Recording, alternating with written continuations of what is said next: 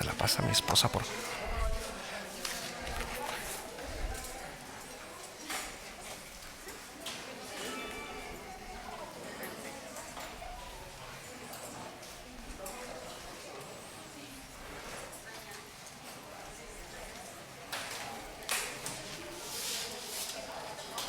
Ok, le bajamos poquitito, Bully, porfa. Muy buenas noches. Vamos a iniciar entonces con la segunda sesión de nuestro curso, ¿vale? Así que vamos a hacer una retroalimentación de lo que vimos la clase pasada. ¿Algún voluntario? Ok, allá atrás van a tomar participación. A ver, ahora vamos a hacerlo dedocráticamente. Hermana Moni, a ver, usted va primero. ¿De qué fue algo de lo que vimos la semana pasada, hermana?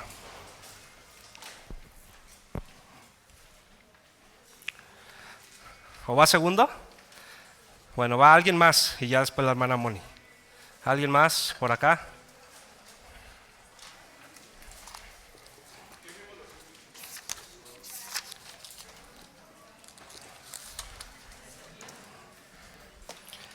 Ok, hermana. Hermana Tere, levantó la mano. Ok.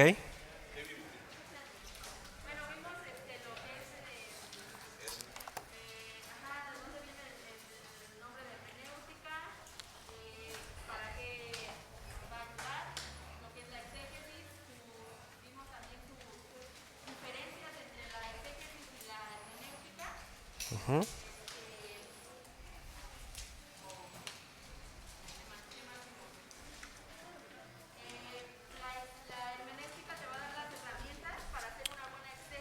Ok, muy bien. Vimos lo que es el círculo hermenéutico nuevamente. ¿Alguien lo tiene así de memoria sin ver? Contexto temático. Ajá.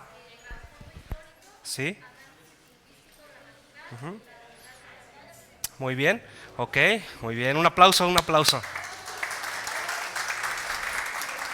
Ok, panorámicamente es eso, todo lo que trata el curso es eso, el CT, el TH, el ALG y el UR, contexto temático, trasfondo histórico, análisis lingüístico, gramatical y la unidad de la revelación.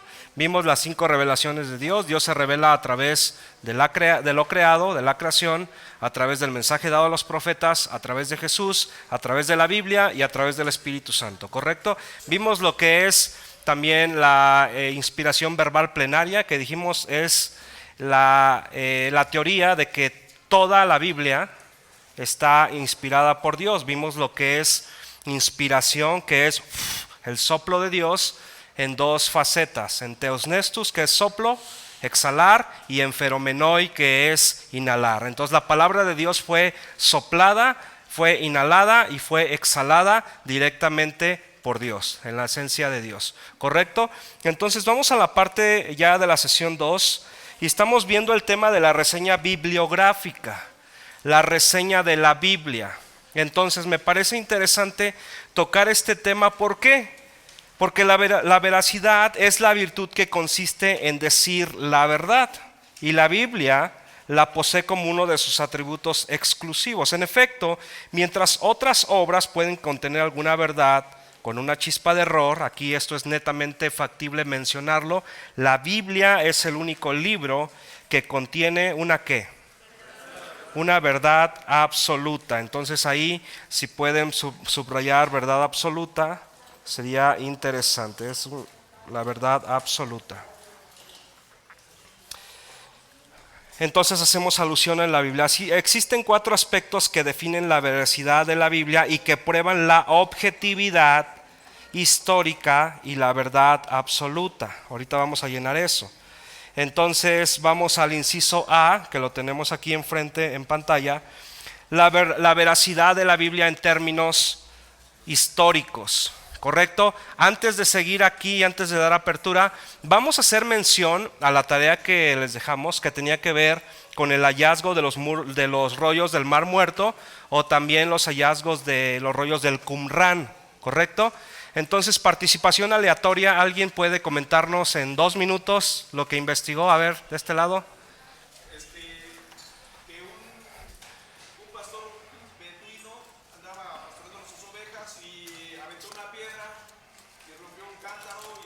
que era oro, pero descubrió los rollos del Mar Muerto, eran 7, Ujú. lo sacó y luego fue estudiado y llamó la atención pues, porque era parte de la Biblia, bueno, parte de los escritos, estaba en hebreo, en Ok, arameo y griego.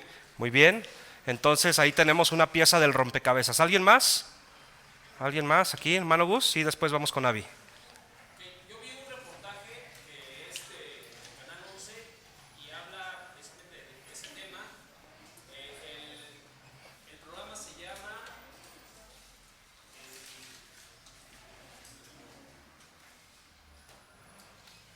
Lo Sacro y Profano. Santo y profano, ok. No sé si lo hayas ubicado. Entonces, ahí invitan a dos expertos, uno en letras inglesas y otro que es experto en Biblia, y dieron sus puntos de vista y narran cómo fue el hallazgo en las cuevas de Qumran, ahí en el Mar Muerto, a las orillas del Mar Muerto, y explican varias situaciones, ¿no? Esto fue en 1947 y de ahí en lo que descubren que eran tres tipos de escritos o de materiales en que contenían esos escritos que son a su vez copia de los libros originales. Entonces, unos estaban elaborados en papiro, otros en piel, otro de animal, pues, y otro en cobre, otro era un rollo en cobre.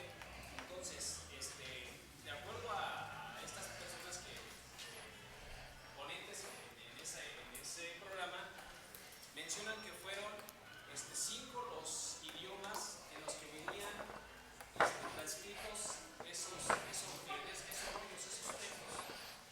Entonces, son 5, por ejemplo, mencionan del nabateo, del latín, del griego, el hebreo y el arameo. Ok, Entonces, ¿qué contenían todo esto? Varios libros de la Biblia, que es el libro de Génesis, de Salmos, de Isaías, de profetas menores y también dos libros apócrifos, que es uno viene siendo el de Enoch y Jubileos. ok, Y también dentro por ejemplo, hablando de lo que es el rollo de cobre, hace mención en su narrativa de de unos tesoros que hasta la fecha no se han encontrado. Era lo que mencionó, que habla de tesoros. sí, Pero en sí, bueno, narra eso, narra las citas, bueno, esos 900, o más de 900 textos bíblicos, y también narra cuestiones de cómo era la vida primitiva en ese momento cuando lo transcribieron en esa comunidad, en esa región de Jerusalén. Entonces, hacía grandes rasgos ok. este descubrimiento, ¿no? Y bueno, hacen la analogía, hacen la comparativa y mencionan que son textos que corroboran fielmente la veracidad de los textos escritos que hasta la actualidad se implementan. Muy bien, hermano. Gracias. Avi. Bueno, ya no para complementar, encontré que fueron encontrados en 11 cuevas y además de los textos tradicionales de la Biblia también menciona los rollos del templo, que era Ok, la construcción del templo de Jerusalén, el rollo de la guerra, que era el conflicto del fin del mundo, y menciona efectivamente lo que comentaba el hermano de Enoch. Para ellos pues era muy importante y era como un profeta pues, con dones especiales. muy bien. Ok, uno más.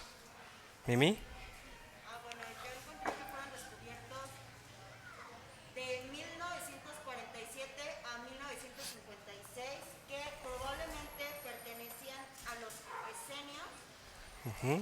que pues parece ser una biblioteca Sí, que como que estaba escondida por que empezaba la persecución o por la persecución que se estaba dando en Roma. ok, Fueron escritos entre el 200 y antes de Cristo y al 68 después de Cristo. muy bien. Ok, ¿alguien más? ¿Otro dato histórico fuera de lo que acaban de mencionar? Como un dato nada más, encontré que la mayoría de los manuscritos están en el Museo de Israel Ok, y el Museo Rockefeller, ambos en Jerusalén. muy bien. Correcto. Entonces han sido muy específicas las aportaciones que acaban de hacer. Los rollos del Mar Muerto, como comentaba Mimi, se presume que fueron escritos por los esenios. ¿Quiénes eran los esenios? En el Nuevo Testamento hay cuatro grupos, mayormente minorías, que fueron parte de la parte cultural de aquel tiempo. Estaban los celotes, que era una suerte de mercenarios a sueldo, asesinos a sueldo. De ahí Jesús llama a uno y lo hace su discípulo. Estaban los saduceos, que eran también un sector que no creía en una muerte, en una vida después de la muerte. Acuérdense que ellos son los que le dicen al Señor Jesús en el tiempo postrero, ¿no? Pues vas a estar con tu esposa nuevamente. Y el Señor Jesús le responde. Estaban los fariseos, que es el grupo más vistoso. Ellos nacen en un tiempo del periodo del oscurantismo, o también se le llamaba de la etapa de los 400 años del silencio, con Judas Macabeo. Dentro de la Biblia católica hay 7 libros apócrifos, 2 de ellos son los de Macabeos, Macabeos 1, Macabeos 2, y narra la historia. Es bueno leer estos libros. No crean que porque los trae la Biblia católica no, usted no los vale. No, léalos porque es historia. Es historia. Y estos papiros, estas ostracas también fueron encontradas en los himns. ¿Qué son los himns? Un hymns es un pergamino con contenido bíblico fiable que data de hace más de 2200 años. En este caso, en el periodo previo al nacimiento de nuestro Señor Jesús.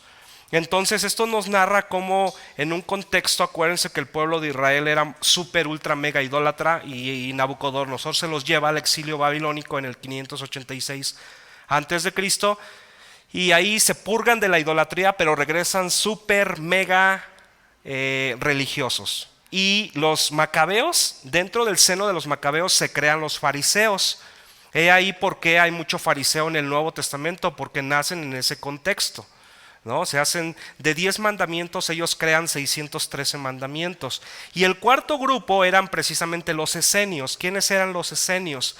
Los esenios eran el grupo minoritario que se relegaba de la sociedad para guardar su santidad. Son los primeros monjes. Ya en el siglo IV ya vienen los monjes católicos que se iban a la parte de las orillas, a las montañas. Tenemos al montanismo, por ejemplo, y los esenios hicieron una biblioteca. Los esenios eran muy doctos también. Los esenios eran, acá hay una palabra interesante, que ellos practicaban el ascetismo. Lo voy a poner acá, el ascetismo. ¿Qué es el ascetismo? El ascetismo es golpearse a sí mismo para querer agradar a Dios. También eran conocidos ya, repito, en el siglo IV como los ascetas, los que se flagelaban. De ahí la Iglesia Católica tomó las mandas de golpearse a sí mismo para poder agradar a Dios. Incluso eso se ve en el medievo. Hasta en tiempos de Martín Lutero se habla de que él mismo se golpeaba para querer agradar a Dios. De manera entonces que los esenios son los que dentro de los esenios estaban los letristas, estaban los escribas, que mayormente eran filólogos. ¿Qué es un filólogo? Un filólogo es aquel que interpreta las palabras, transcriben las palabras. Y gracias al legado de los esenios, en 1947 por esta comunidad beduina, que es quien encuentra, avientan un objeto y se escucha que se rompe algo, y van y se rompió una vasija y ahí contenía los rollos. Se habla de que, por ejemplo, el rollo completito, el rollo más completo es el del profeta Isaías, que medía 8 o 9 metros, algunos dicen que medía 12 metros, dependiendo la fuente, tal y como lo tenemos hoy en día en nuestra Biblia. Entonces le aplican la metodología científica para comprobar cuánto tiene de antigüedad, y efectivamente narra hechos históricos que la Biblia los narra, de manera entonces que esto viene a dar una veracidad al texto bíblico que ningún otro libro lo puede tener. Por eso nosotros decimos, es bien importante el conocer lo que estamos trabajando, lo que está siendo causa de nuestro tratado hermenéutico. Nosotros entonces nos acercamos y ahí, por ejemplo, tenemos en esta parte de los cuadritos, voy a borrar esto, tenemos que vamos a ir poniendo los puntos interesantes. Entonces, en el centro vamos a poner Biblia, en el centro vamos a poner Biblia. Y en la parte de arriba, como acaba de mencionar, los aspectos que definen la veracidad de la Biblia, el aspecto número 1, histórico. El aspecto histórico. Qué importante. Yo encontré más de 9 documentales, algunos de 10 minutos, otros de 15. National Geographic hizo un documental de casi 2 horas de este hallazgo. Hubo incluso, yo sé que varios leyeron y van a concordar conmigo, que se encontró ya la cueva 12, en donde ya están investigando. Al principio se habla de que ¿dónde están los originales rollos del Mar Muerto? Bueno, mayormente en el Museo Rockefeller en Israel, Palestina. Están también algunos en un museo en París, en Londres, y otros en el Vaticano.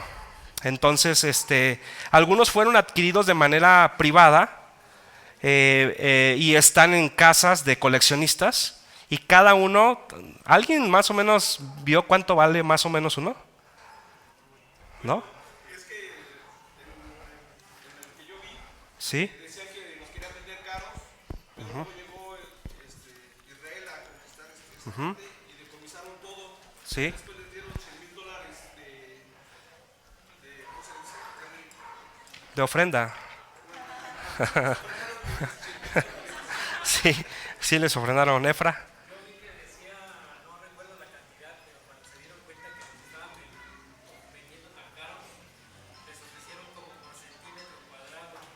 Ok. Sí. Sí. De hecho, ahorita hay una negociación entre la comunidad israelí y Google, porque lo que quieren, que de hecho ya tienen 3 rollos que están haciendo los digitales, para que nosotros sin necesidad de ir a Israel, pues virtualmente, de hecho el Vaticano, yo me he dado mis tours por el Vaticano porque hay un pasaje virtual. O sea, tú te metes a la página del Vaticano y tú puedes recorrer la Capilla Sixtina, la Plaza del Obelisco, todas estas pinturas de los grandes pintores de aquel tiempo, Da Vinci, todos estos cuates. Entonces lo mismo tratan de hacer con esto. ¿Por qué? Por el hallazgo. Interesante. Más de 10 antropólogos no cristianos serios en reconstrucción de la cronología de la humanidad han estado investigando, porque saben que este hallazgo no solo le da veracidad a la Biblia, sino que es de las pocas fuentes que traen piezas del rompecabezas de la historia del ser humano. Entonces es bien interesante. Y repito, la Biblia viene a reafirmar lo que dice la Biblia. Ok, entonces, aunque la Biblia no es un libro exclusivo de historia, este dato es interesante. 3/4 partes, sí contiene 3/4 partes. Entonces, ahí en la laguna, 3/4 partes de relatos históricos. Entonces, la Biblia en realidad es historia. Como cristianos te tiene que gustar la historia, además de que es bien hermosa la historia, porque vamos enlazando todo lo que pasó. ¿Quién de aquí tomó historia de la iglesia? ¿Ok? ¿Sí o no que es muy padre? O sea, vamos encajando y bueno, vemos las 7 etapas de la iglesia y muchas cuestiones que son bien, bien interesantes. De hecho, es el único libro que usan, lo que yo acabo de mencionar, los arqueólogos, historiadores, antropólogos, como un escrito con más de 3.500 años de antigüedad. ¿Por qué 3.500 años de antigüedad? Porque se habla entonces de que se empezó a escribir 1.500 años antes de Cristo. Acuérdense, termina Juan escribiendo el Apocalipsis y de Juan para acá ya pasaron otros 2.000. Entonces si juntamos 1.500 más los 2.000 después de Cristo nos da un total de 1.500 años. ¿Ok? De veracidad. La Biblia no contiene contradicciones, no las hay. Todos los lugares históricamente hablando hacen referencia a que la Biblia sí existió. De manera que vamos a la siguiente página. Si alguien quiere interrumpirme y hacer alguna observación con toda confianza. De manera que relatos como el diluvio, la creación, la era patriarcal, la historia del pueblo de Israel, etcétera, que ya tienen una confirmación. Ok, el segundo, sí, hermana Dey.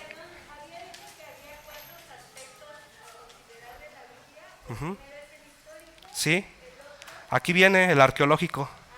Ajá, aquí está. Sí, el otro aquí viene, mire, voy a subrayarlo, el arqueológico. Dice, confirmada por la arqueología. La arqueología es la que nos va a dar también una veracidad. ¿Por qué? Porque actualmente nuestra situación es diferente. La arqueología moderna es la ciencia que estudia los monumentos y los restos materiales de la antigüedad. Ha contribuido en gran medida a confirmar la veracidad, entonces aquí ponemos veracidad, de los relatos bíblicos. La pala del arqueólogo, excavando en las arenas del Medio Oriente, ha sacado a la luz lugares, ciudades, naciones, personas, objetos, costumbres, monedas y sucesos cuya existencia se ignoraban. Por eso yo lo estoy comentando. A la actualidad, uno de las empresas que ha estado más involucrada en esto es, por ejemplo, National Geographic. De hecho, National Geographic compra los escritos originales del Evangelio de Judas. Y después hace, respaldando y subsidiando el libro de Dan Brown, no solamente lo llevan como un libro, sino que lo llevan a una película, a la película de Dan Brown, que hablan de que María Magdalena se casó con Jesús y todo eso, porque en ese evangelio apócrifo se narra lo que yo estoy comentando. Entonces, de hecho hay un documental en National Geographic que habla del Evangelio de Judas, ¿ok? Pero es apócrifo, no hay tanta referencia. En muchos casos la única referencia a ellos es la Biblia. Pero lo más sorprendente, lo que parece increíble, es que ninguno de los descubrimientos arqueológicos ha contradicho o desmentido alguna afirmación de la Biblia. Al contrario, los que confirman la veracidad de la Escritura son tantos que una breve descripción de cada uno de ellos llegaría un libro completo por todos los hallazgos que se han encontrado. Tú lees, por ejemplo, National Geographic también tiene, History Channel tiene un documental que se llama Las 10 plagas. No sé si lo han llegado a ver, pero si no pueden, véanlo.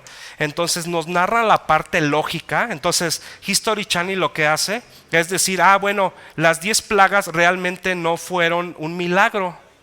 Y nos da una explicación aparentemente lógica. Lo que ellos dicen que cuando, por ejemplo, se morían o por ejemplo llegaban las ranas, lo que hacía es que los animales murieran y la sangre de los animales contaminara el agua, porque las 10 plagas va en esa esfera, ¿no? Las ranas, los mosquitos, las úlceras. Entonces todo cronológicamente va haciendo efecto dominó. Como hay plagas, por lo tanto se contamina el agua, se mueren las vacas y la gente se llena de úlceras, ¿no? En relación, por ejemplo, a los primogénitos, cuando las aguas llegan a desbordarse del cauce del Nilo, los primogénitos se dormían en la parte de los sótanos en aquel tiempo egipcios. Entonces acuérdense que los que mueren son los primogénitos. Entonces, por cultura, como los primogénitos se dormían en la parte más baja, el agua los alcanzaba. Y está muy padre porque lo que hace History Channel nos da el trasfondo histórico bíblico. Entonces ellos tratan de desmentir un acto milagroso, pero lo que hacen es reforzar lo que dice la Biblia. ¿Hasta aquí vamos bien? Ok, entonces también tenemos a la paleografía. Aquí estamos llenando nosotros nuestros cuadritos aquí. Entonces la 1 era la histórica, la 2 ¿cuál era?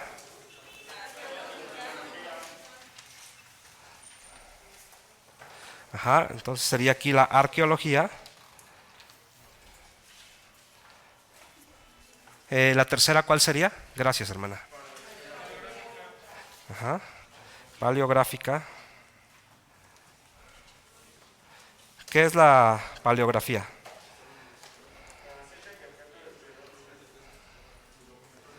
Ajá.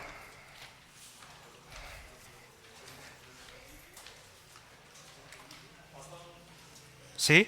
La paleografía tiene que ver con el estudio de textos antiguos. ¿Sí? O sea, el análisis de textos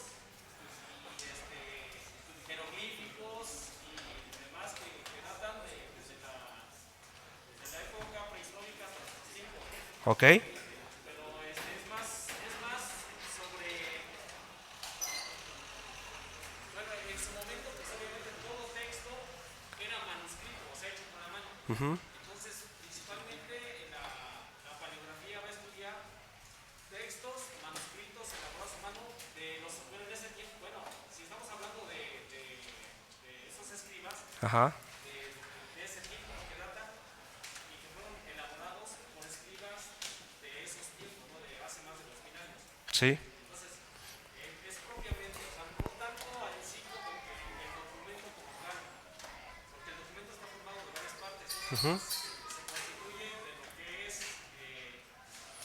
la pieza sobre la cual está elaborado ese manuscrito, sino que lo conforman varios aspectos, un material, el mismo texto, Sí. fechas y datos que contienen y que dan una información. Ok. Entonces, esa es una diferenciación. Entonces hay varias formas de poder identificar cuál es la antigüedad de los manuscritos, ¿no? De los papiros, de las ostracas. Las ostracas eran fragmentos como tipo de barro en donde la gente escribía, ¿no? Los papiros, los pergaminos, las ostracas. Entonces se estudia también en base a eso. Esta ciencia trata de los estudios de los libros y otros documentos antiguos. Acuérdense que para que un libro pueda ser evaluado como libro, aquí encontramos lo que es un códice. Ok, voy a ponerlo aquí.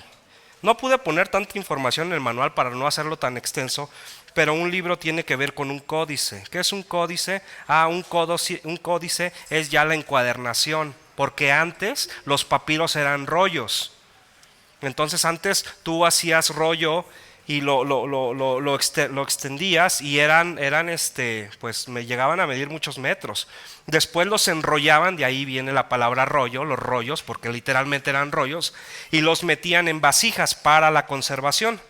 Se habla, por ejemplo, que los esenios eran pero tan inteligentes que lo que hacían es que a base de ciertas esencias de botánicas de las plantas, lo que hacían es que barnizaban el papiro y eso hace que tuviese que se pudieran preservar hasta nuestros días. Pero obviamente Dios usó todo esto. Sí, hermano. En relación a eso pasó que hay una investigación que hicieron, bueno,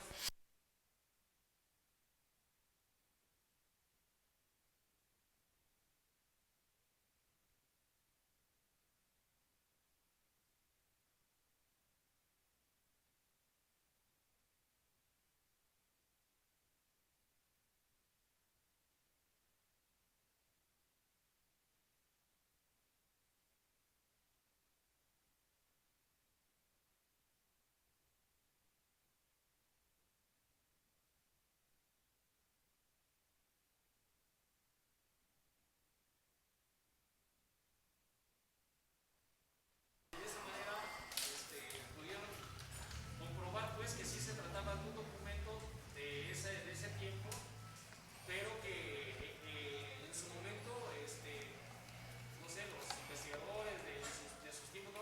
tenían ya una fórmula para conservar ese tipo de Sí. Sí, exactamente. Por cuestión, vamos con Jonás, por cuestión de que yo les mencionaba hace 8 días que cuando una nación conquistaba a otra, lo primero que hacía es que atacaba ¿qué? Su historia, sus escritos, ¿no? Su cultura. Querían borrar, es lo que siempre a lo largo de toda la historia hacía. Llegaban los babilónicos con los medos, borraban sus ciudades, borraban su escritura y todo, y viceversa. Después fueron los griegos, los romanos y así paulatinamente. ¿Jonas?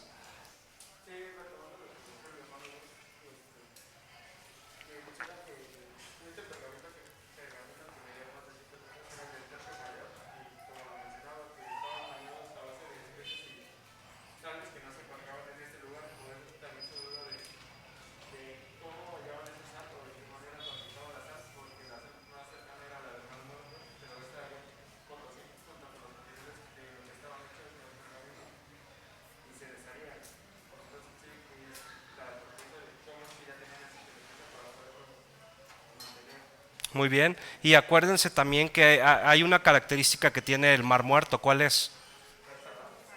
Tiene una cantidad de sal inmensa. Se habla que ahí no hay vida marítima y tampoco nadie se puede hundir por la propia condensación de las sales que avienta todo. Entonces a su alrededor, pues obviamente este lugar fue pues elegido para ellos. Los rollos del Qumran están hasta la parte norte del Mar Muerto. Entonces, pues es interesante. No sé si llegaron a ver fotos, ¿no? O en los videos cómo se ve toda la cuestión. Cuando llegan entonces los romanos, lo que hacen es que destruyen el templo en Jerusalén en el año 70 con Tito y Vespasiano, pero los esenios ya están por su lado transcribiendo la Biblia. Nosotros tenemos la Biblia hoy en día de manera muy práctica, ¿no? ¿Cuántas versiones en español tenemos? Más de 70 versiones. Las Américas, la Dios habla hoy, la TLA, la Reina Valera desde 1568, la 1909, la 1915, la más actual Reina Valera 2005, aunque la predilecta es la 960, la que todos casi usamos, pero está la NBI, ¿no? La nueva de versión internacional, ya iba a decir la NBA, pero esa es otra cosa. la TLA. Entonces todas esas que son es una riqueza, ¿no? Pero nos vamos dando cuenta que la Biblia va siendo traducida a diferentes idiomas, ¿no? Lutero la traduce al alemán, y lo mismo que hizo los esenios hace Lutero, porque lo quieren matar, y el príncipe de Sajonia lo guarda, y él traduce toda la Biblia al alemán. Wycliffe la traduce al inglés, y después Hus la traduce al checo, y así paulatinamente, ¿no? Entonces tenemos, si nosotros vemos nuestra versión, va a decir en la parte principal, ¿por qué se llama Reina Valera? Porque ahí contiene dos apellidos interesantes. Dice, antigua versión de Casidoro de Reina, 1569, y por Cipriano de Valera, que eran pues duques españoles que pidieron, eran acaudalados, ricos, que lo que quisieron es que ellos querían una versión para ellos. Entonces pagaron a escribas para que les traducieran, y es la versión que actualmente nosotros tenemos. Entonces es importante conocer un poco de historia, porque aquí también identificamos que hablando acerca de Moisés, hay algunos documentos que mencionan a los sumerios, por ejemplo, practicantes de un estilo de literatura 1500 años antes de Abraham. Por tal motivo, incluso hay una laguna, nos dice que Moisés fue enseñado en toda sabiduría. Entonces ahí podemos poner el Tanaj, por ejemplo, que vendría siendo una de las respuestas aquí, el Tanaj, o la Torá, vamos a poner la Torá, y también los jeroglíficos. Los jeroglíficos, que es la escritura egipcia de aquel tiempo, en base a signos, ¿no? Entonces voy a volver a ponerlo aquí. Entonces aquí es la Torá y también los jeroglíficos.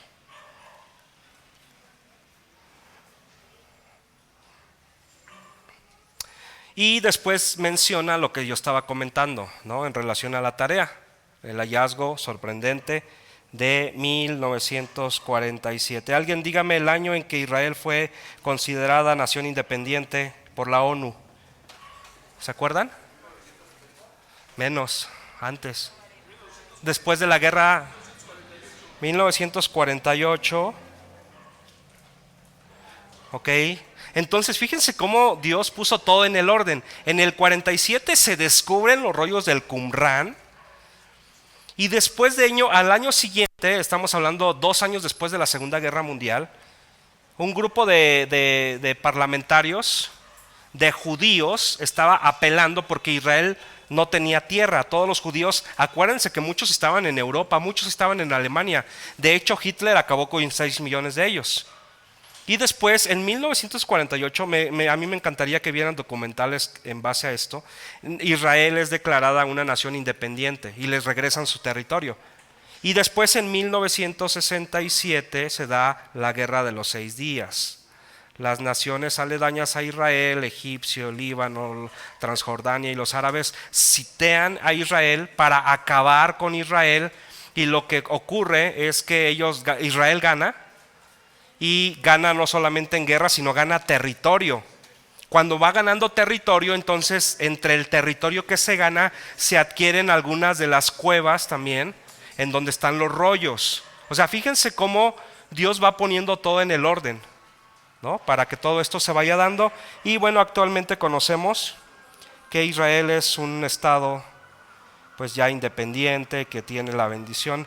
Más de, creo que como el 80% del total de los premios Nobel que ha ganado el ser humano, más del 80% los han ganado israelíes.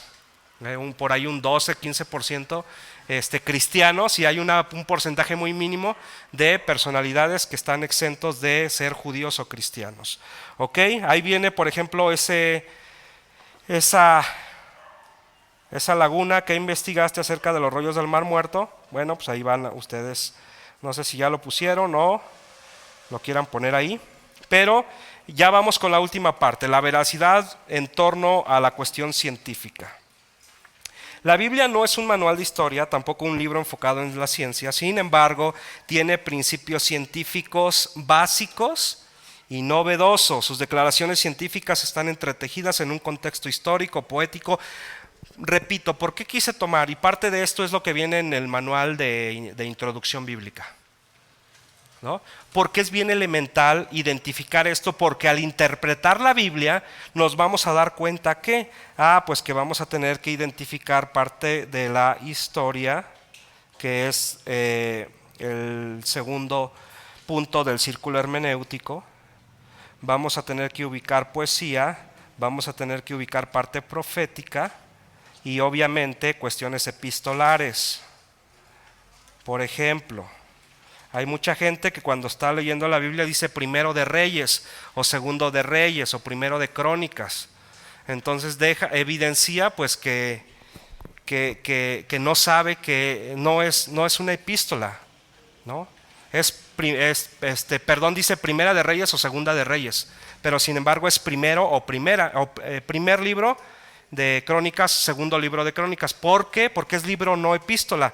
Al identificar una epístola, entonces sí, si es Corintios, ahí decimos primera a los Corintios, ¿ok?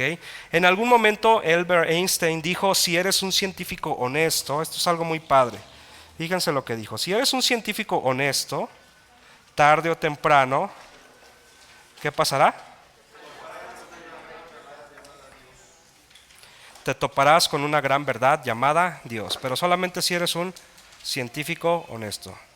Y en algún otro tiempo mencionó que acercarse a la Biblia con poca ciencia es peligroso, como si tomaras solamente un trago a un vaso de agua, pero si tomas todo el líquido, al final del vaso encontrarás una verdad absoluta llamada Dios. Y es prácticamente lo elemental en nuestro curso de hermenéutica. Nuestro curso de hermenéutica, aunque actualmente los pensamientos actuales dicen que no hay verdad absoluta, todo es relativo, todo es conforme a cómo lo veas. Si tú mismo te ves como una persona homosexual, pues eres homosexual. Si tú te planteas como un árbol, eres un árbol. Si tú te crees un caballo, eres un caballo. O sea, fíjense que, por eso Albert Einstein decía, entre más avanza la ciencia, más torpe bueno, él lo dijo más fuerte, él dijo más idiota se harán los seres humanos, ¿no? Entre más avanza la ciencia, más se idiotizará la mente humana. Porque nosotros ubicamos que aquí hay un dato bien interesante. Hace algunos años en la Asamblea Europea se juntaron científicos, físicos, los matemáticos más prolíficos, para definir las leyes que rigen al ser humano. Llegaron a la conclusión que son estas. ¿Ok? Lo comenté en la primera clase. Tiempo, poder, fuerza, espacio y materia. Yo creo que algunos de ustedes ya conocen esto. Aquí está nuestra hermana Daisy, que ella es física, matemática, y quién sabe cuántos más, ¿no? Entonces, ellos llegaron a esta aseveración. ¿Alguien léame Génesis 1:1, por favor? Ajá. Ok, vamos a llenar esa laguna. Estos datos, hermanos, guárdenselos para toda la vida. Es más, subrayen su Biblia y cada que puedan, ustedes repáselo. ¿Cómo dice? En el principio. Después dice, creó Dios los cielos y la tierra. Miren qué hermosura. Estos cuates apenas lo descubrieron. Y Dios lo puso desde el primer versículo. El tiempo, principio. Creó, habla de un poder. Fuerza, habla de Dios. Espacio, habla de los cielos. Y la materia es la tierra.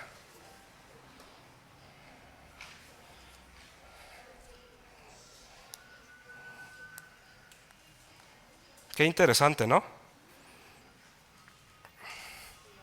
Bueno, esa anécdota narra que un joven se levantó en la asamblea y leyó el primer versículo de la Biblia, que lo pusimos en la parte de abajo. En el principio creó Dios los cielos y la tierra. Esto nos va a dar un fundamento más sólido para abordar nuestra materia de hermenéutica. ¿Okay? Porque entonces vamos a abordar la hermenéutica desde un punto de vista histórico, arqueológico, desde un punto de vista también paleontológico, pero desde un punto de vista científico. Entonces nos vamos a topar que vamos a estar haciendo, por ejemplo, un trasfondo histórico de un milagro de Jesús, pero no vamos a quitar la parte milagrosa. Al estudiar cada una de las palabras nos vamos a ir dando cuenta lo rico que puede ser el ver a la Biblia como todo esto. La Biblia es un libro no solamente de historia, sino de arqueología, de antropología. Es un libro que habla acerca también de ciencia. No sé si puse, de hecho aquí está, miren, la exactitud científica de la Biblia, hecho principio científico. Por ejemplo, el infinito número de estrellas. Puse la fecha del descubrimiento y puse que en la Biblia ya estaba localizado desde hace mucho tiempo. El espacio vacío en el norte, el movimiento de los planetas en el espacio, la redondez de la Tierra, que de hecho mataron a aquel que se atrevió a decir que la Tierra era redonda, ¿no? O lo quisieron matar o lo mataron, no me acuerdo ahorita, a Galileo, ¿no? E Isaías ya desde hace más de 1500 años, no, de 1000, 2800, como de 2500 años antes ya había descrito que la tierra era redonda y estaba en el estrado de los pies de nuestro Dios. Las medidas ideales planetarias, la luz y la noche. La luz es una partícula con masa. Por ahí viene la primera ley de la termodinámica, de la segunda ley también. La condición nebular original en la Tierra. El aire tiene peso. Bueno, los que estudian física y matemáticas ven esto y dicen, wow, es increíble. La materia compuesta por partículas invisibles. La nieve tiene valor material. Los planetas usan la luz solar para crecer. Esto apenas se descubrió y la Biblia ya lo había anexado. Bueno, ahí hay otras que no las voy a mencionar, pero les queda, lo importante pues es que ahí les queda el manual, para que con calma ustedes lo ratifiquen, lo puedan googlear, o ya con las herramientas que tenemos, ustedes pueden googlearlo, pueden investigar un poquito más. Y los que están en la universidad, también es materia para hacer pasar a su maestro un momento no tan agradable. Mayormente para aquellos que se dicen ateos. Y finalmente tenemos la parte profética. Así vamos a terminar nuestros 4 globitos. Es asombroso ver cómo cientos de profecías se han cumplido al pie de la letra. Simplemente Jesús, fíjense, cumplió 333 de ellas, o las ha cumplido hasta el momento. Dato interesante.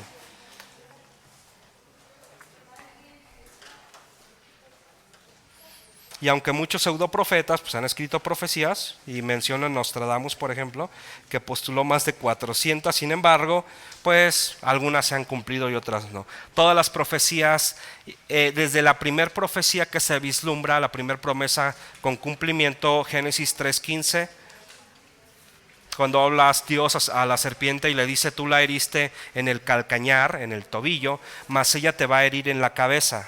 O sea, tú hiciste que el ser humano cayera en el Edén, pero a través de la mujer nacerá Jesús y ella te va a dar, pero en la cabezota, ¿no? Y es la promesa con cumplimiento. La primer profecía en torno al nacimiento de Jesús, Miqueas 5:12, en la pequeña Belén Efrata nacerá el Mesías. Entonces, por ejemplo, Isaías también habla, ¿no? En el 9:16. Porque un hijo nos es nacido, un niño nos es dado, y el principado sobre sus hombros, y será su nombre Dios fuerte, Padre eterno, Y admirable, consejero, Padre eterno, aunque ojo, porque ahí los testigos de Jehová ponen Dios con minúscula, ¿no? Que no los engañen. Ahí ellos cambiaron la traducción. Entonces ahí aparece Dios fuerte con mayúscula. Hasta aquí alguna participación que quieran tener en cuanto a esto. ¿Sí? Claro. Estábamos en lo del cuadrito, Ajá. era histórico, arqueológico, paleográfico, Ajá. y no era científico, ¿Sí? y también profético. Sí, profético. Serían 5, ¿no? Ajá, serían 5. Póngale en la parte final, póngale científico profético ahí.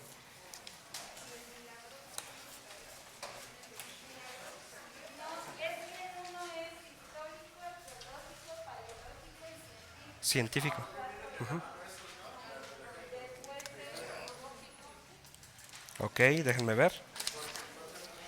El primero histórico, arqueológico, paleográfico. Ajá. Ajá.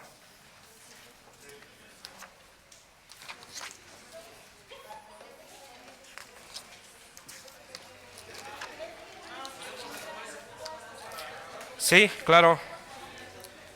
Sí, hay uno extra, póngale, son 5. Sí, hermana. Antropológico. Ajá, aunque no está en el manual, ¿no?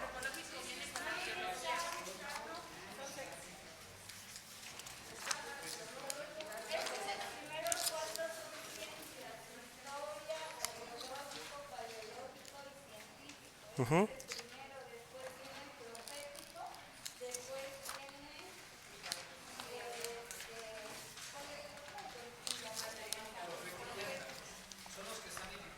Sí, los que están así.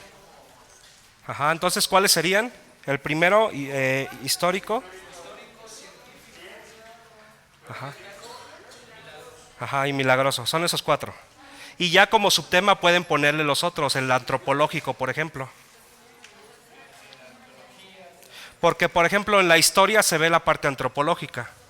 Sí, ya, hermano.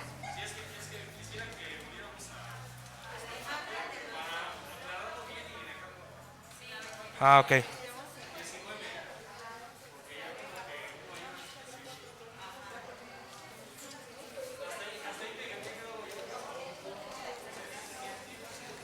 Ok. A ver, otra vez, ¿cómo era? ¿Histórico?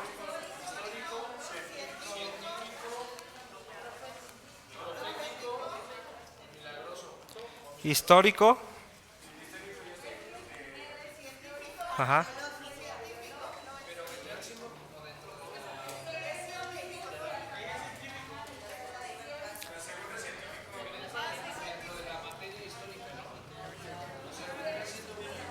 Ok, ¿qué más?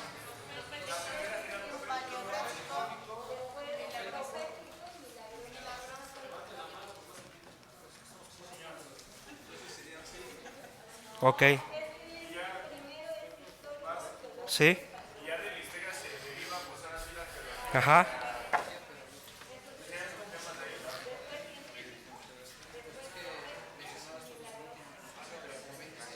Así, ¿no?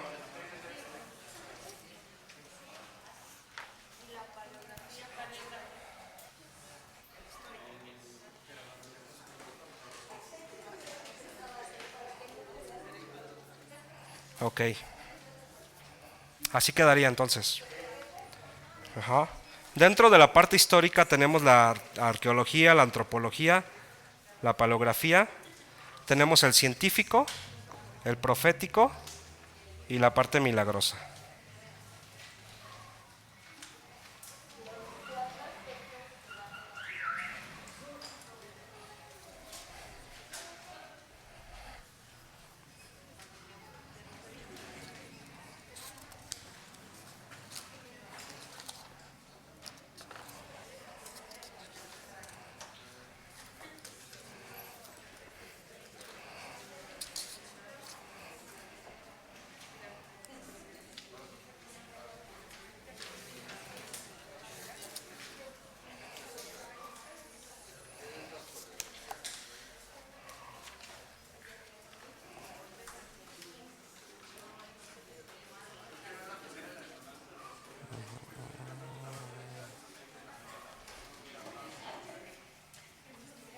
Ok, bueno, vamos a tener participaciones.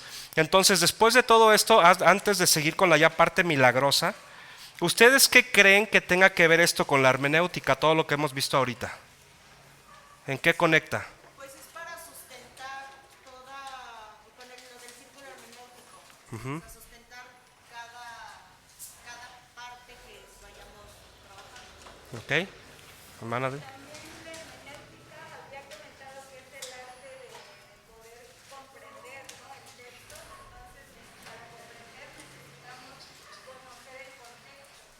Ok, ok, gracias, Efra.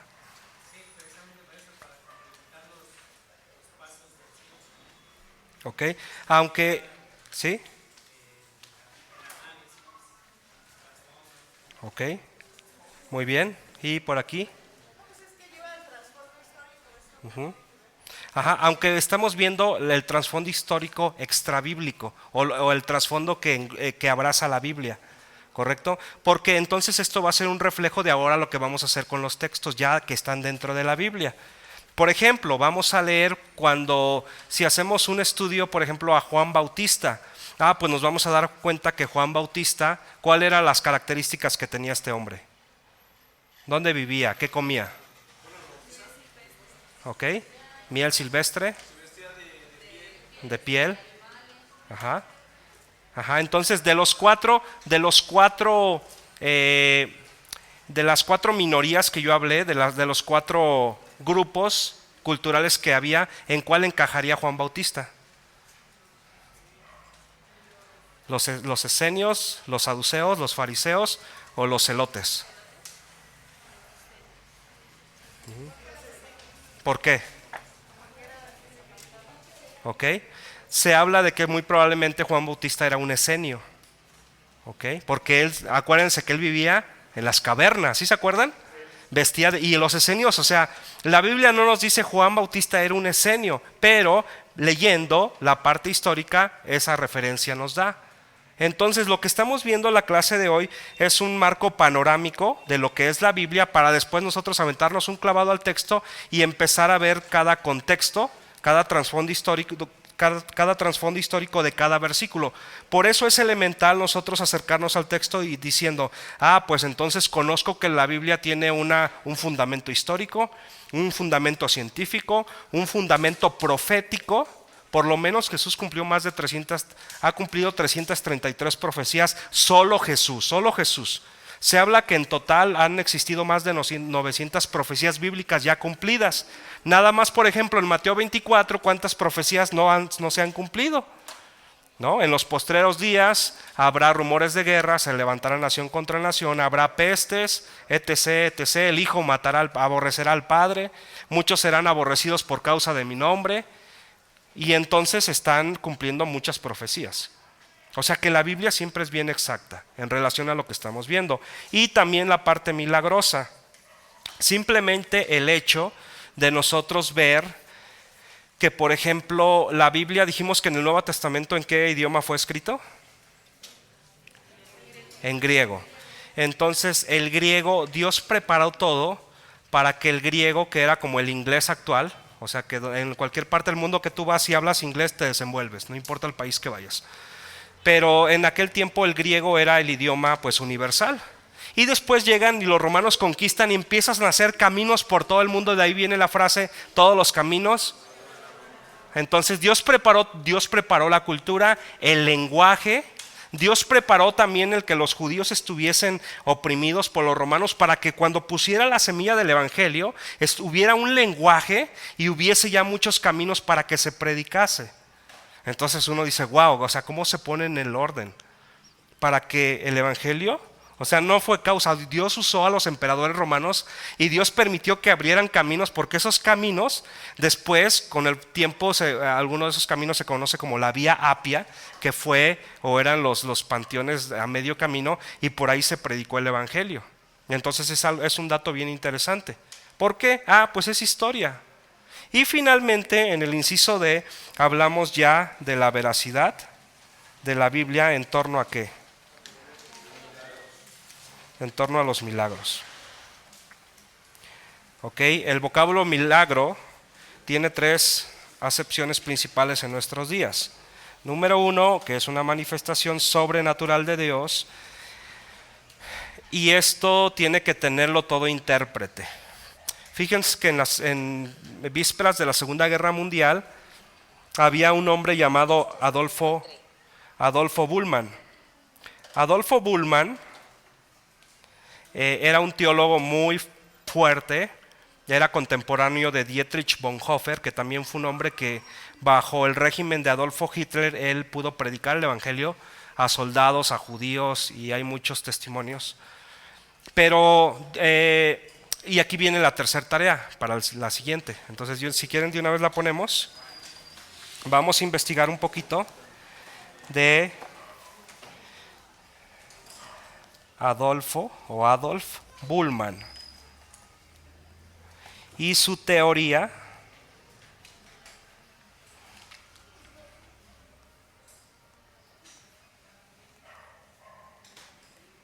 de la desmitologización. Desmitologización. Adolfo Bullmann y la teoría de la desmitologización. Él es considerado o fue considerado como un teólogo liberal.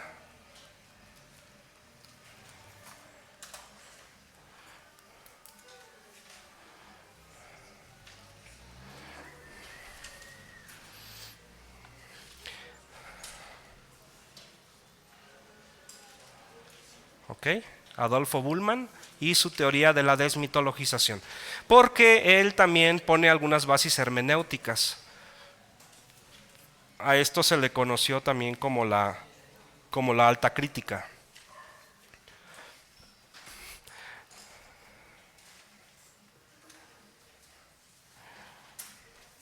¿Por qué? Porque en la siguiente clase vamos a ver métodos interpretativos. ¿Por qué nosotros vamos a ver en el diplomado el método gramático histórico? Porque hay otros más. Está el naturista, está el humanista, está el literalista, está el método hermenéutico de la alta crítica, ¿ok? Pero ahorita no es necesario, o sea, que yo lo mencione y que usted diga, pues ¿qué es eso? Vamos a verlo en la siguiente clase. Pero para eso es bien importante el poder ver esto. ¿Para qué? Para poder identificar que, por ejemplo, si estamos hablando acerca de milagros, nosotros podamos identificar que el vocablo milagro también viene a fortalecer al texto bíblico, una manifestación sobrenatural de Dios, una transformación espiritual efectuada por Dios en el hombre, que es otro punto interesante, y que cualquier suceso extraordinario o maravilloso es parte de una obra milagrosa.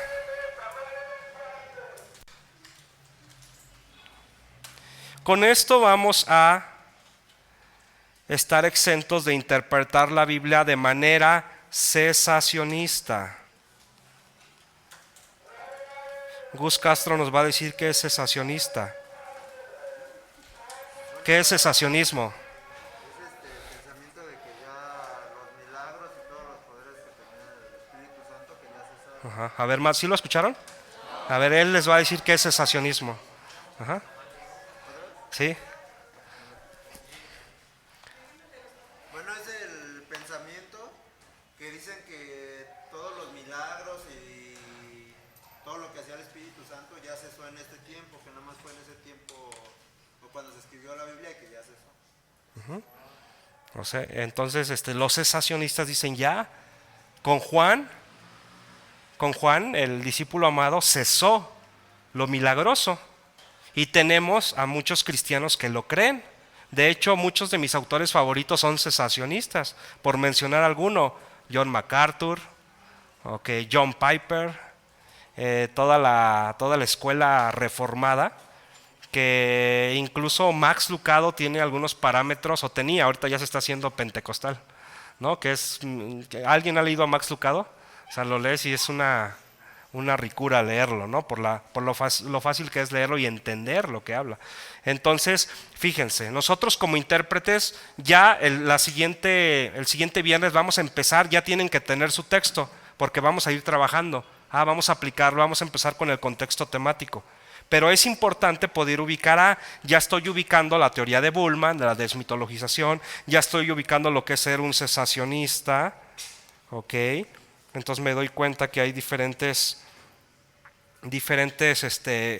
formas de interpretar la Biblia. Vamos a ver algunos métodos de interpretación. Y bueno, la Biblia también contiene pasajes donde hace mención a grandes acontecimientos milagrosos. Este aspecto milagroso ha pasado por muchas cuestiones difíciles de creer. Incluso en el siglo pasado, un teólogo muy serio llamado, y ahí lo ponen, es Adolfo Bullman.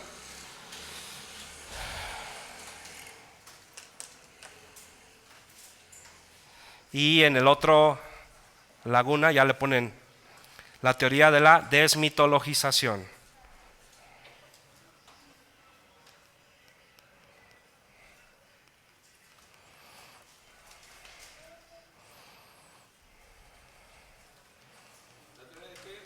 Desmitologización.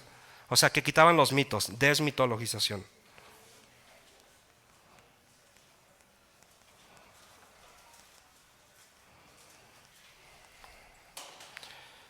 Ok, pero ustedes van a investigar un poquito acerca de ello.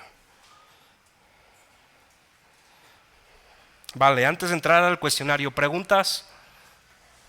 Ok, sí, hermana. Entonces, esta parte de los milagros es como para que dentro de la interpretación, o sea, que nos da ese discernimiento también no solamente es cognitivo, sino tiene ahí la intervención del Espíritu. Ajá, pero esto más en la cuestión narrativa del propio texto, no en interpretación de que Dios me reveló de manera sobrenatural, aunque sí existe. O sea, sí Dios te puede revelar de manera sobrenatural al tú leer la Biblia. No, Dios lo puede hacer, pero yo me refiero más a la parte narrativa del texto en sí. O sea, no quitar los milagros. ¿Sí? Bueno, nos iba a decir que, igual te ayuda a muchas veces como ser humano, quieres buscarle a todo justificación, Ajá. lógica. Entonces, el entender que incluye la parte milagrosa es realmente comprender, ¿no? Que Dios va más allá de lo que nuestra lógica humana puede comprender. Sí, exacto. ¿Por qué? Porque muchos, sobre todo teólogos reformados o intérpretes reformados, ¿qué es un intérprete reformado? Las primeras iglesias que salen del protestantismo, bautistas, metodistas y presbiterianos en su mayoría. Ellos interpretan la Biblia pero desde una óptica cesacionista. Es decir, empiezan a leer en los dones sobrenaturales, mayormente en los dones.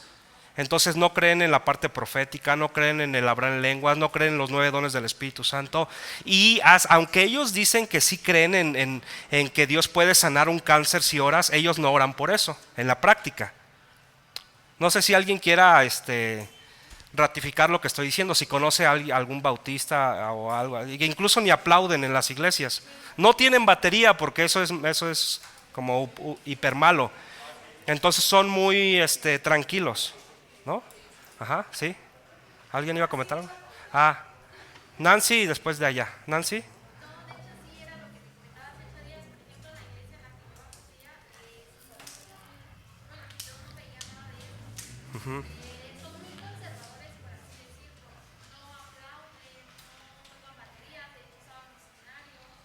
Ok.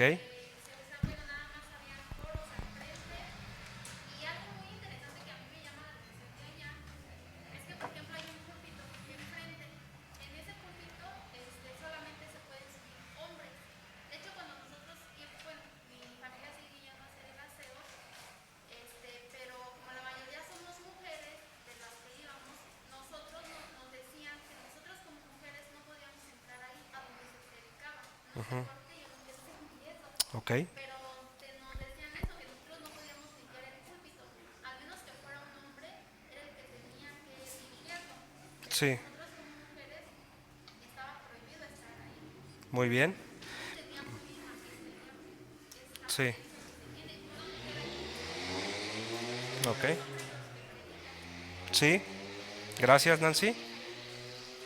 Hermana Day. cuando hablan que es como parte de la narrativa, en esta parte de material milagroso es, por ejemplo, la multiplicación de los panes, Exacto. cuando resucitó a Lázaro y todo eso. En la parte milagrosa. Esto es bien importante. ¿Por qué lo menciono? Porque sí, de repente pueda que algunos que vengan de otra iglesia tengan este concepto, ¿no? De que digan, pues no existen profetas, o la parte milagrosa está como que muy... Es que hay un método que se llama el método racionalista, que todo se usa la razón. No puede ser. ¿Cómo Jonás estuvo 3 días en el vientre de un gran pez? Lógicamente no se puede. Bueno, les tengo una sorpresa. Se han encontrado hallazgos de peces que eran inmensamente grandes, que ellos emiten oxígeno, sus entrañas tienen oxígeno. No sé si alguien ha leído un poquito de eso o ha visto algo.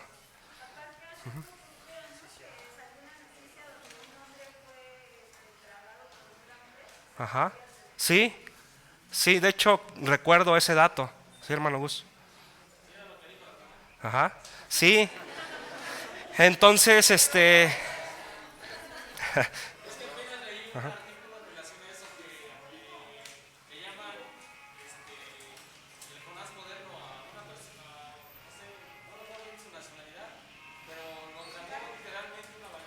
ajá.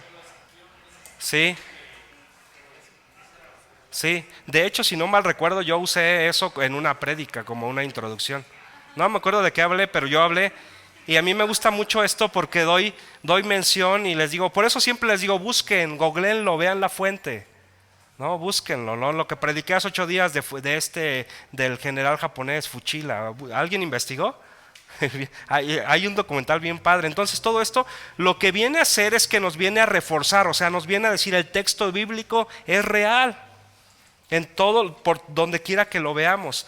Lo que comenta la hermana Nancy estoy haciendo alusión a esto no para juzgar, eso que quede bien claro, ¿no? Porque por otra parte les voy a decir, los teólogos más estudiosos saben quiénes son los cesacionistas. O sea, la mayoría de diccionarios, la mayoría de mis libros que tengo son de este tipo de teólogos. Son estudiosos, se meten en la palabra, pero a veces mucha letra no sé si los mata o qué, porque se cierran a la parte milagrosa. Entonces, cuando estemos interpretando ya el texto, cuando apliquemos el contexto temático, al trasfondo histórico, al análisis, nos vamos a acercar al texto con la objetividad de poder evaluar que va a haber partes milagrosas, sobrenaturales, y nosotros como intérpretes vamos a estar abiertos a eso, ¿correcto? Porque es una parte de la veracidad de la Biblia. Entonces, viene el cuestionario. ¿Una pregunta más? ¿Alguna duda en relación a esto? Ok. ¿Qué es rema? ¿Remar? Rema, ajá.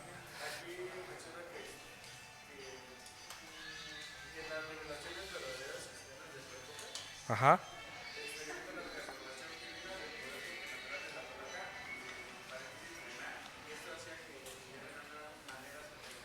Ok, comento 3 palabras brevemente que aparecen en la palabra, o sea, la palabra aparece de 3 formas. Número 1, la palabra rema, que normalmente aparece con H. Ajá, ¿cuál es la otra, Gus? Ajá, ¿y la tercera? Ya lo habíamos comentado, ¿no? Entonces, entonces estas 3. Ok. Ajá, la palabra en acción. Las 3, o sea, son sinónimos porque el dabar es en el Antiguo Testamento, el reba es el efecto que causa la Biblia cuando es escuchada audiblemente y llega lo que dice Hebreos capítulo 14. No, capítulo Hebreos cuando dice que la palabra es como una espada de 2 filos que entran. 4:12 creo que es. Entonces tenemos el logos. Y el logos, de hecho Jesús se presenta como el logos. Sí, ya me acordé porque vimos en la aplicación, ¿verdad? Sí, ¿no? Con Gus. Que Jesucristo entonces dice Juan 1, en el principio era el logos, ¿sí? Y el verbo y el logo estaba con Dios y el logos era Dios. Entonces logos es la manifestación de Jesús en medio de nosotros. Entonces aquí en nuestra segunda pregunta, ¿qué significa rema? Como dijo nuestra hermana Nancy. Ajá. Palabra. Hace 8 días habían dicho que palabra en acción divina. Ajá, sí. Y podemos ponerle ahí divina.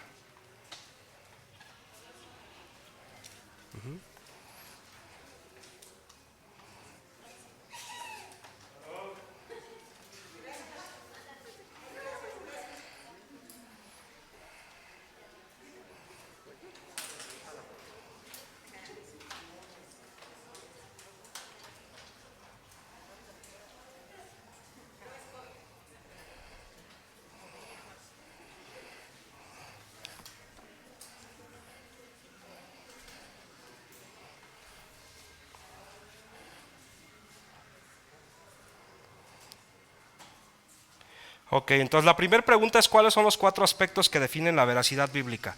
¿Cuáles serían entonces? Ajá.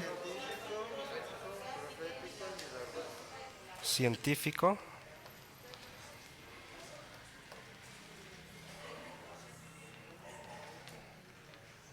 Milagroso. Ok, ¿en qué año se descubren los rollos del Mar Muerto? Ok. ¿Aproximadamente cuántas profecías se han cumplido en Jesús?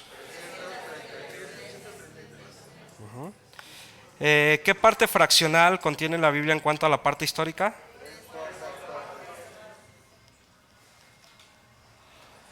¿Cómo se llamó la teoría? Eso se quedó de tarea. De ahí en adelante ya se queda como tarea, ¿ok?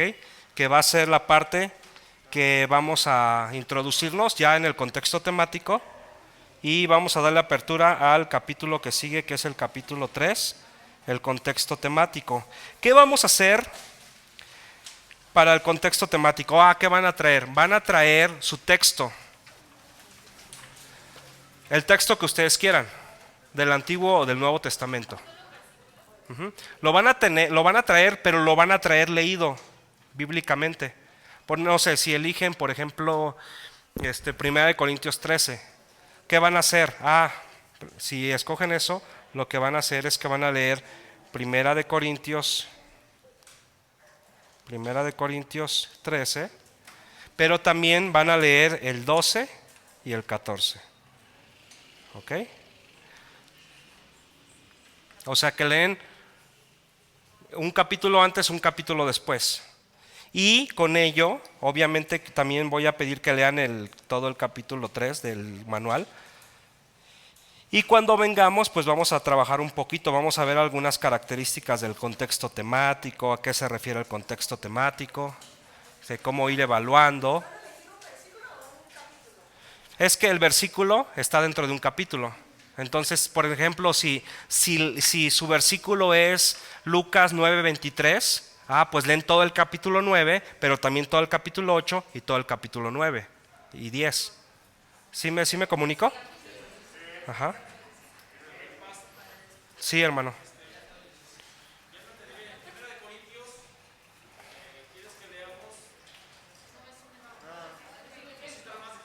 Ajá, sí, lo puse como ejemplo. Cada uno va a escoger uno. Es más, vamos a hacerlo para que sea más productivo. Vamos a hacerlo por parejas, ¿vale? En equipos de 2 o equipos máximo de 3. Van a escoger un versículo y vamos a estarlo trabajando. Así que de esa manera, pues vamos a ir evaluando. Hay versículos controversiales, ¿no? Si los quieren escoger, pues está bien y le vamos a aplicar. Ahora sí vamos con la parte práctica, porque ya ahorita vimos mucha historia en estas 3 primeras clases. Ya vamos a lo práctico. Vamos a aplicar las herramientas, el contexto temático, la temática que viene, la parte histórica que hay detrás del texto. Vamos a también tomar un tiempo para ver la parte lingüística de un texto y aparte la unidad de la revelación, y ahí vamos a terminar, ¿ok? Entonces, para que vayan eligiendo uno.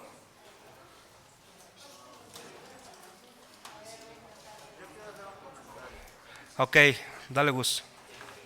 Bueno, para que un ejemplo de la importancia que es el contexto temático, una vez los testigos de Jehová me llevaron de los folletitos que traen y me decían que Jesús había sido creado y me daban las citas bíblicas donde sí decía que aparentemente hablaba de que por medio el principio fue la primera creación y así todo lo que ellos dicen. Y entonces ya después me quedé leyéndolo y ya luego yo fui a la Biblia y lo andaba leyendo de los versículos que decía y aparentemente sí decía eso, pero yo dije, es que no puede decir esto. Y entonces simplemente con el mismo puro título que decía el principio de la sabiduría,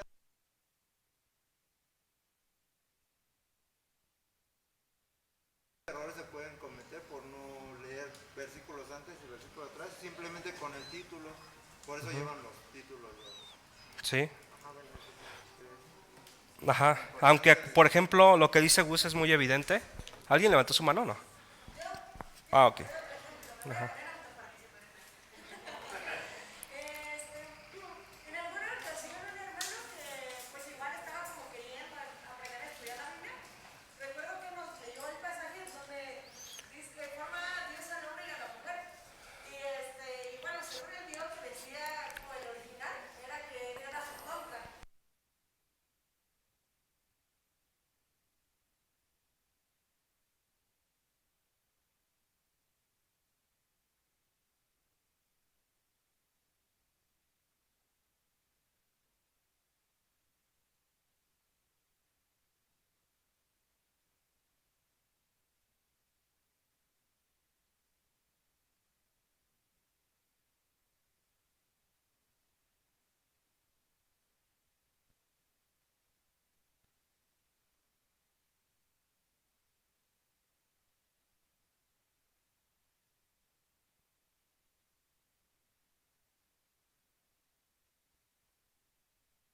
Sí.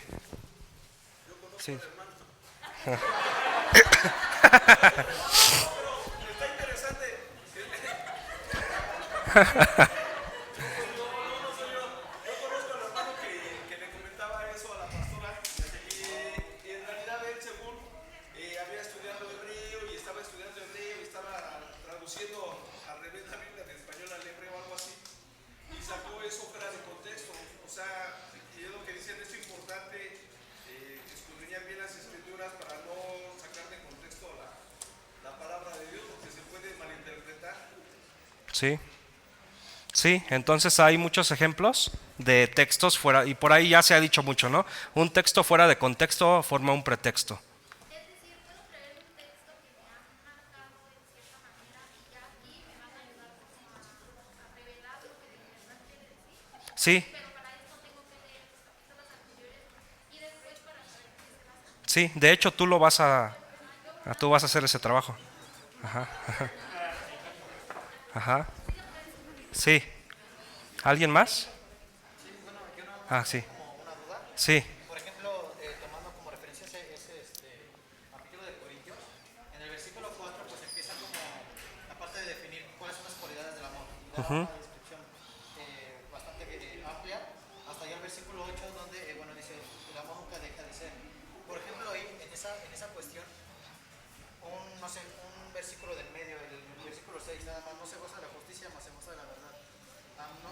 Ahí en ese aspecto no tendremos como que saber todo, bueno, desde el 4 hasta el 8, Sí, para poderlo bueno, ya interpretar porque está como inentendible, ¿no? Porque quiera entender, digo, se puede, no sé, definir lo que quiere decir esas sinónimos, sí, pero no nos daría como contexto completo, ¿no? sí. De hecho, lo que dice Emma lo tenemos en la página 24, en el cuadrito que puse, en los tipos de contexto. Bueno, nos vamos a adelantar muy poquito, ¿no? En los tipos de contexto tengo que irme al inmediato, que fíjense, nuestro rango es versículos antes y después, ¿no? La proximidad del tema al tema central que se abra. Tenemos el contexto distante, el contexto del libro. Entonces a veces te tienes que ir a todo el libro. Por ejemplo, no puedes interpretar la epístola de Judas sin conocer todo el capítulo, que nada más es un capítulo, que el tema central son las herejías. No puedes leer la epístola a los Gálatas con un enfoque de judaizantes cuando su enfoque es la libertad cristiana.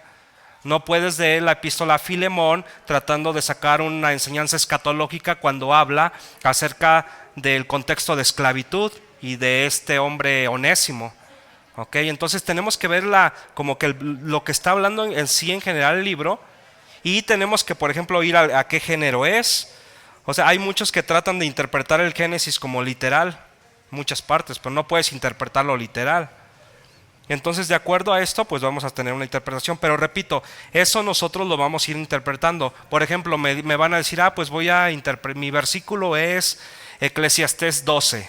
Entonces está dentro del género poético, lo escribe Salomón, ¿no? Entonces todo eso lo vamos a tomar en cuenta.